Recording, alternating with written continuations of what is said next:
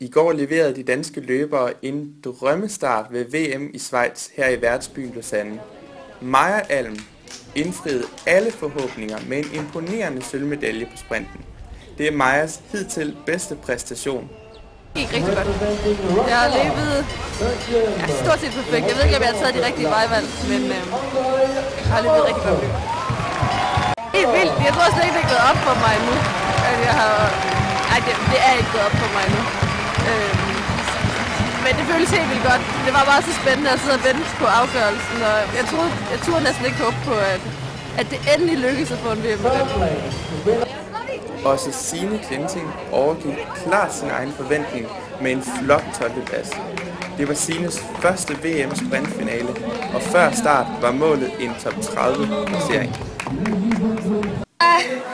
Jeg kommer lidt for hurtigt i gang, så jeg er lidt på bagkanten lige i starten, men så kommer jeg ind i en god rytme, og så går det egentlig meget godt. Så op på toppen deroppe, der kommer jeg også på bagkant igen.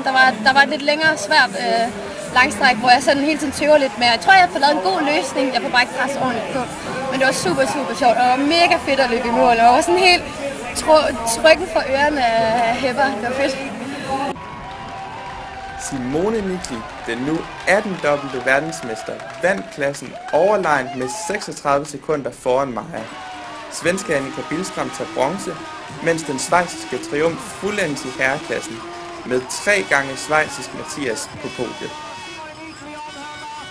Fantastisk dag. Vi er jo startet, som vi har håbet og drømt om i et år siden sidste år. Sølvmedalje er fantastisk, så god bakke nummer 9. Super. Signe Klinting nummer 12. Det er fedt at være der. Hvordan ser du på resten af turneringen? Vi er i gang, så nu må vi se. Ida har en god chance, Ture har en god chance, Maja har en god chance. Vi har mange gode chancer, så nu er vi i gang. Så må vi se. Her fra Schweiz glæder vi os til at følge de danske løbere de kommende dage. Næste gang vi ser Maja Alm i aktion, gælder det mellem kvalifikationen, mens Signe skal i gang på lang kvalifikation.